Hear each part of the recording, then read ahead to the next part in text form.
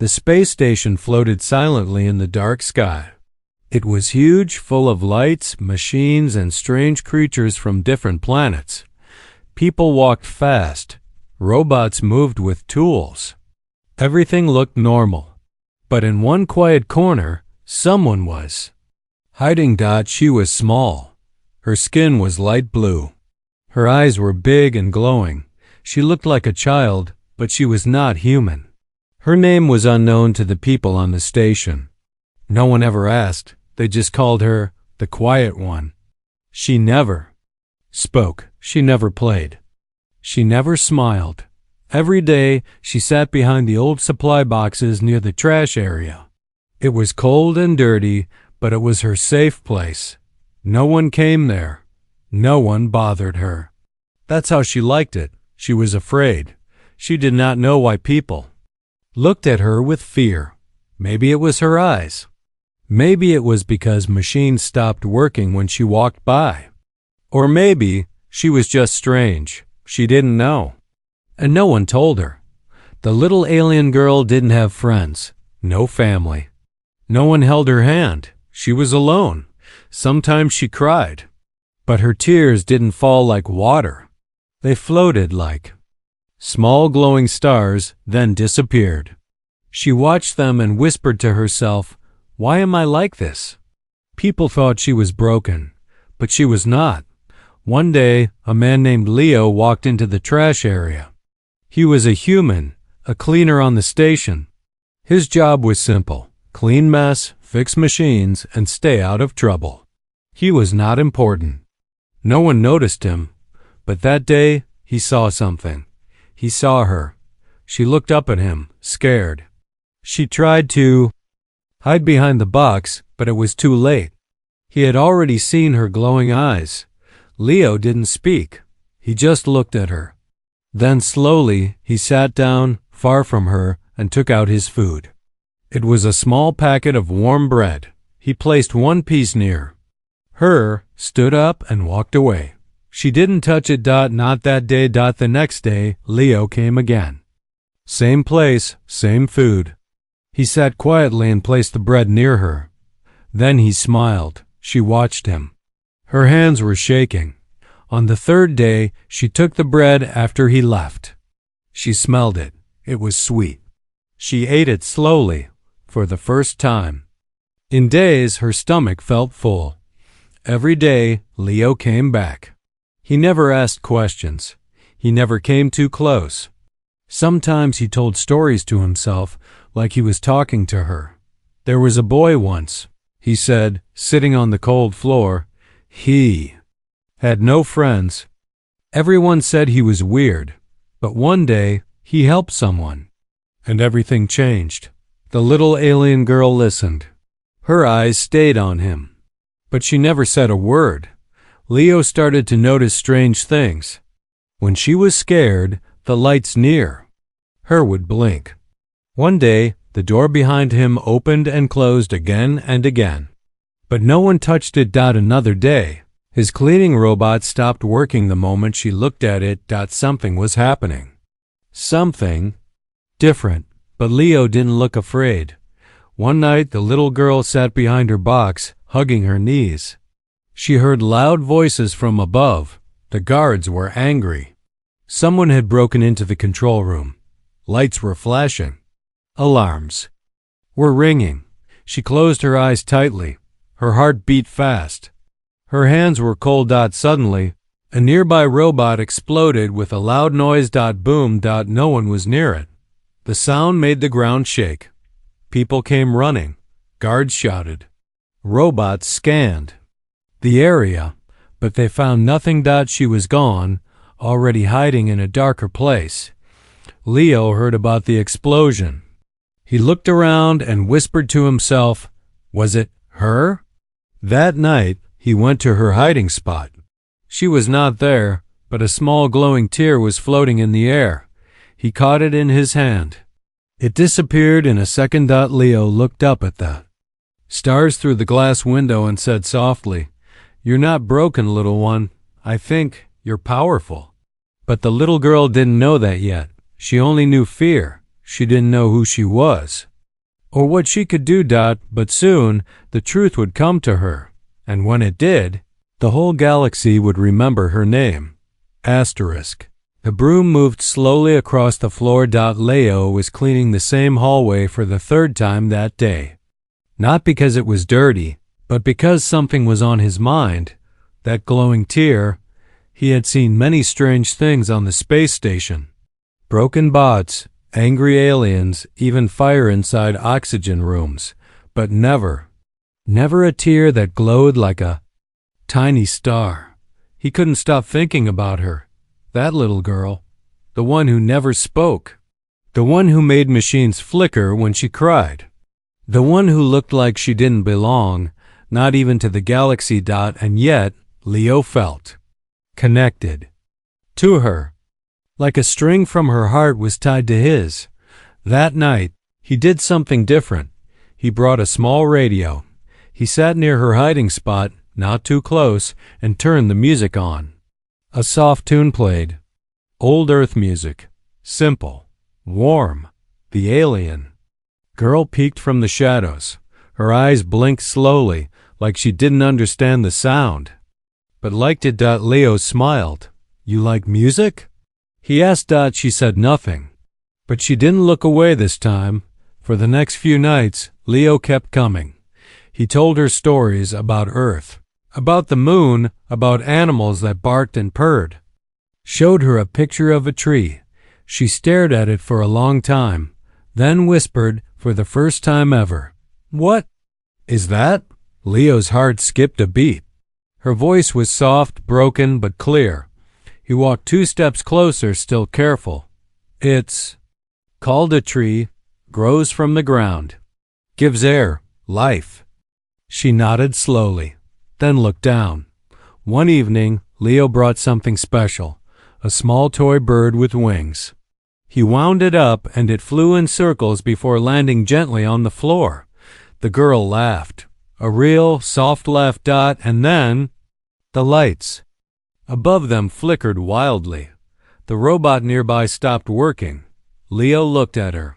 "You did that, didn't you?" Her smile faded. "No, I don't do anything. It just happens when I feel." He sat down slowly. "It's not a bad thing. It's a power, maybe even a gift." She shook her head fast. "No, it's danger. Bad things happen when I feel." Leo saw fear in her eyes, but he also saw something else. Confusion. Like she never had anyone explain what she really was. Later that week, something strange happened. Leo brought her a book, a children's picture book from Earth. She held it with shaking hands, trying to understand the drawings. But as she turned a page, something on the wall behind her started to glow. It was just a broken panel. But now it was floating, moving, changing shape. Leo gasped. The girl didn't notice. She was just reading. He whispered, "You're doing that with your mind." She dropped the book. The panel crashed to the ground. "I didn't mean to," she said. "I'm sorry." "It's okay," Leo said quickly. "It's okay." But it wasn't okay anymore, because someone else saw it. A small floating drone security was watching from the shadows, recording everything. It beeped once and flew away, back at the control center. The recording played for the station commander. He watched the glowing girl, the floating metal, the burst of energy. "Is this real?" he asked. "Yes, sir," the officer replied. "It's time we bring her in." The commander narrowed his eyes, prepared the team, quietly. No one else must know. That girl could be dangerous. Back in the dark corner of the station, the little alien girl looked up at Leo. "Do you think I'm broken?" Leo shook his head. "No," he said.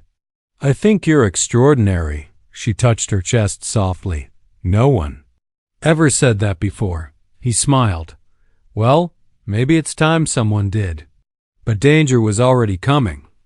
Boots were walking. Weapons were charging. Eyes were watching. She didn't know it yet. But her secret was out, and the whole space station would soon be chasing the one girl, the one who never meant to hurt anyone. Darkness filled the hallway, not because the lights were off, but because the lights were afraid. Every bulb near the girl had dimmed. Every wire hummed quietly, as if the station itself could feel her emotions. The little alien girl stood alone. In the middle of the room, her hands were open. Her eyes were glowing, brighter than ever. She was not crying. She was remembering. A few minutes ago, she had laughed. She had felt warm, safe. Leo had told her she was extraordinary. But now, he was gone. Guards had come. No warning. They had grabbed him and dragged him away. He didn't fight. He just shouted, "Run! Don't let them take you." She did. She ran. Fast. Faster than the wind on her old planet. But the fear was now inside her chest again, growing like fire. She didn't know what to do, but the station did. As her fear rose, the metal walls around her began to bend, just slightly, like they were breathing. A small robot rolled toward her. It had red lights and scanning eyes. She stepped back. "Stop," she whispered. The robot came closer. She raised her hand, not even knowing why. And in that moment, the robot flew back, hit the wall, and shut down with a spark. She gasped. "What did I just do?"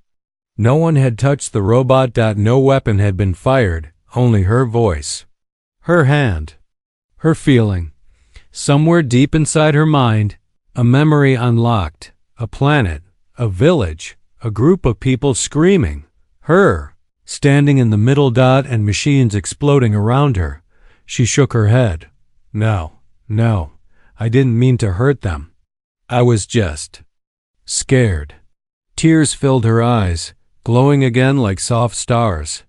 But this time, the stars didn't disappear. They floated around her like little lights, spinning gently, as if they knew she was waking up. Just then, someone stepped into the room. A tall figure in a dark coat. Not a guard. Not a robot. A woman. She didn't speak.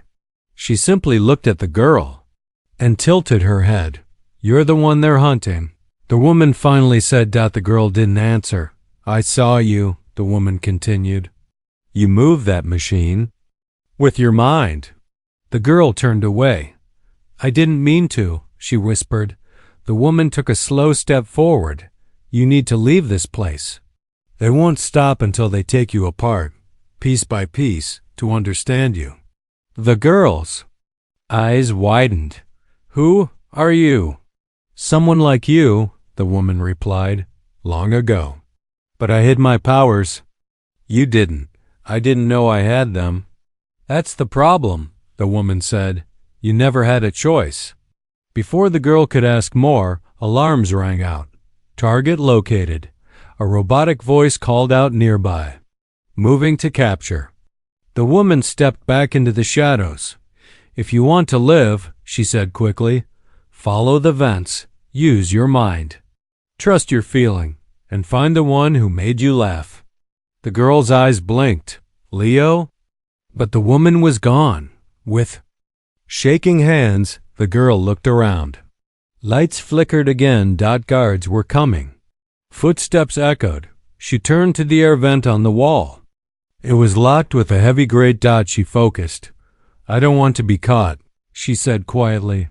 The metal started to vibrate. Her heartbeat grew louder in her ears. Then, the grate flew off the wall and crashed on the floor. She crawled inside, breathing fast. She didn't know where she was going, only that she had to find him, the only one who saw her, as something more than dangerous. As someone extraordinary. And as she moved through the dark vents, a new thought formed in her mind. Not fear, not pain, but the first spark of a question. What else can I do? Metal crawled. That's what it sounded like inside the air vent, like metal was breathing, alive, whispering secrets in the dark. The little alien girl moved slowly through the narrow tunnel. Her knees hurt. Her hands were scraped. But she didn't stop. She was running, not with her legs, but with her fear, running from people who wanted to capture her, running toward the only person who ever made her feel safe. Leo. Behind her. Red lights flashed across the station. Subject has escaped containment zone. A cold robotic voice echoed through the halls. Search protocol activated. Security teams marched in every direction. Boots hit metal. Drones flew. Scanners glowed. No one smiled. They weren't looking for a child. They were looking for a weapon. But inside the vent, she was thinking of something else. His voice. Leo's voice. You're not broken. You're extraordinary. She repeated the words in her head. Again and again. Like a shield. But then, her thoughts shifted. To the woman. The one in the shadows. The one who had powers too. What did she mean by, they'll take you apart? Why did she disappear? And most importantly, why was she like this? No answers came. Only silence. Suddenly, the vent shook. A loud clang hit the side. She froze. Another clang. Someone was outside, smashing the vent open. Her breath stopped. She needed to move. She pushed forward fast, crawling through the darkness, her fingers glowing faintly now, like they were reacting to her fear. A dead end, a wall, nowhere to go. She closed her eyes. I don't want to be here, she whispered, and the wall in front of her melted. Softly, silently, like it respected her wish.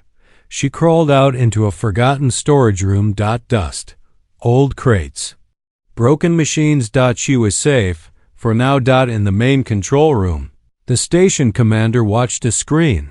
Sir, said a guard, she's using unknown energy. We don't know how to block it.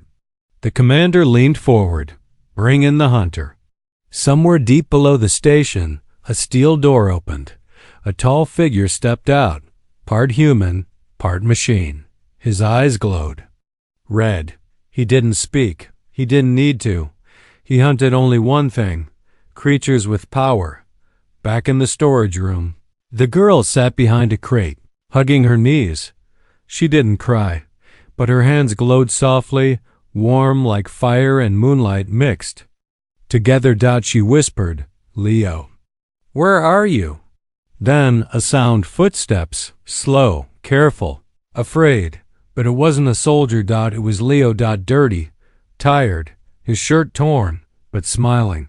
You found me, he said softly. She ran to him and held him tightly.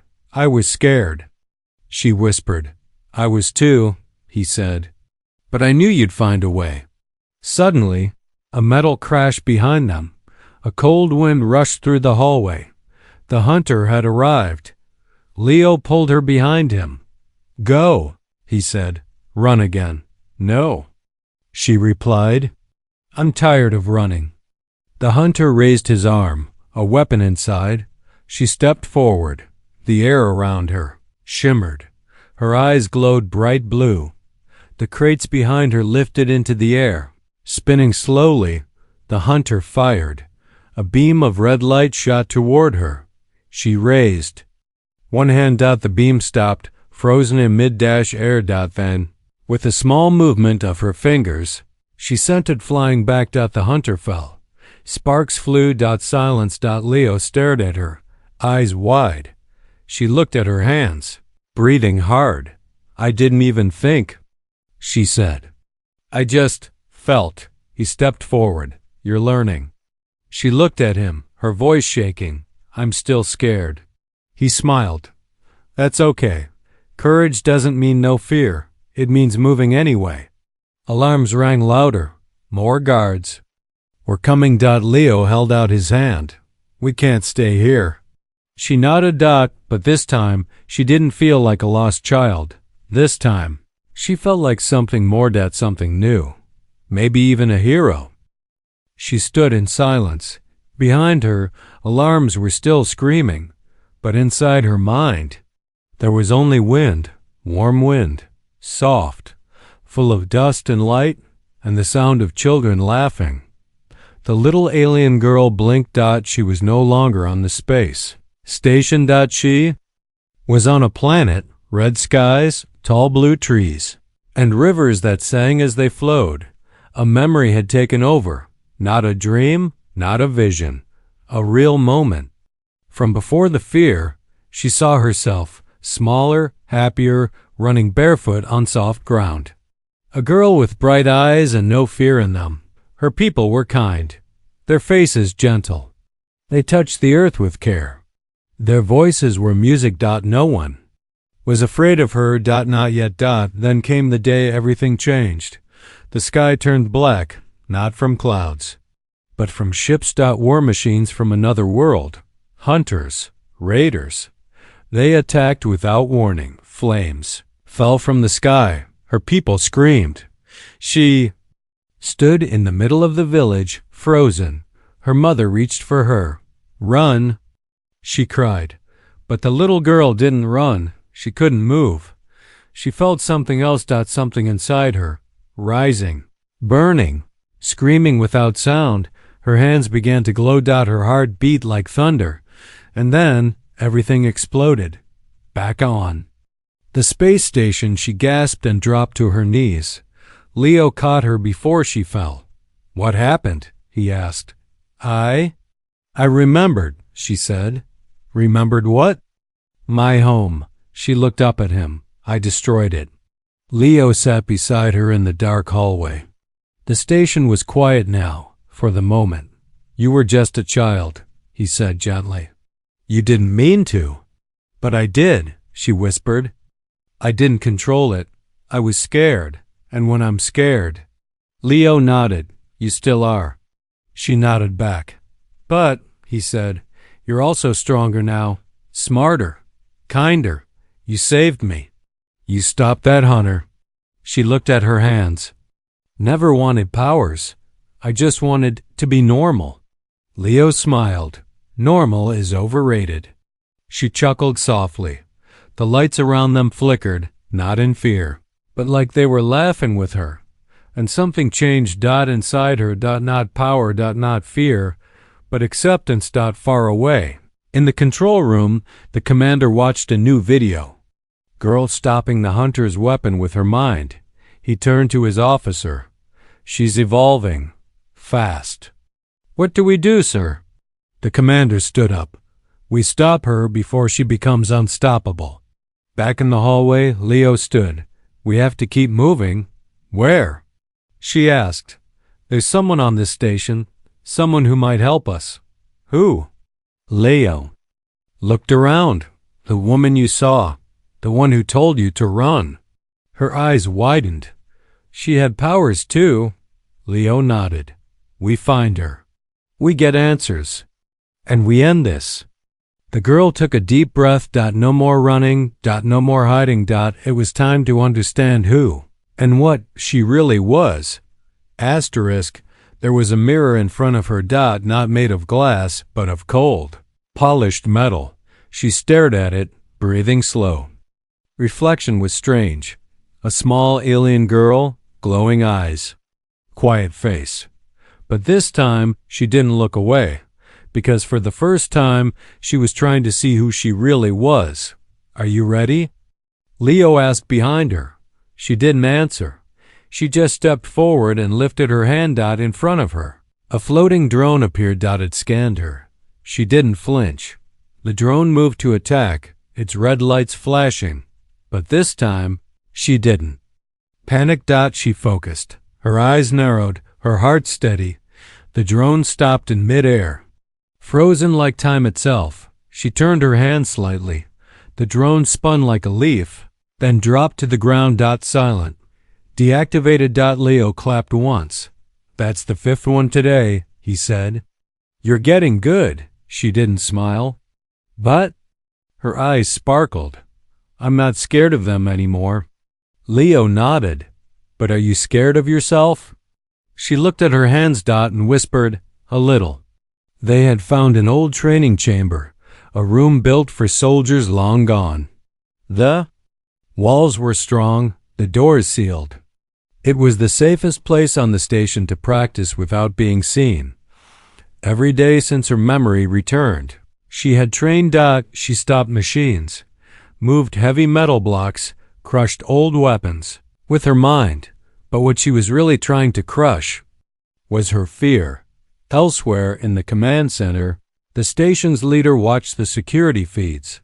Her control is growing fast. One officer said the commander's face was like stone. She won't stop, he said, unless we stop her first. Another officer added, some of the crew are talking. They say she saved a man, stopped the hunter, didn't hurt anyone.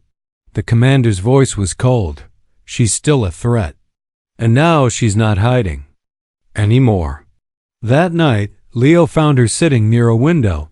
Outside, the stars drifted across the black sky. She spoke without looking at him. I remember the day I lost everything. I remember the fire, the screaming, the silence after. It lives inside me. Leo sat beside her. What do you want to do with it now? She turned to him. I want to stop being afraid of it. An alarm suddenly echoed through the halls. A voice. Warning. Power systems failing. Unusual energy detected in core room. Leo stood quickly. The core room? He said. If something happens there, the whole station could fall. She stood too. I feel it, she whispered. What? A power like mine, but darker. Twisted. Leo looked at her. You mean the woman? She nodded. She's calling me. Without waiting, they ran, through broken tunnels, across quiet floors, past guards too afraid to stop them now.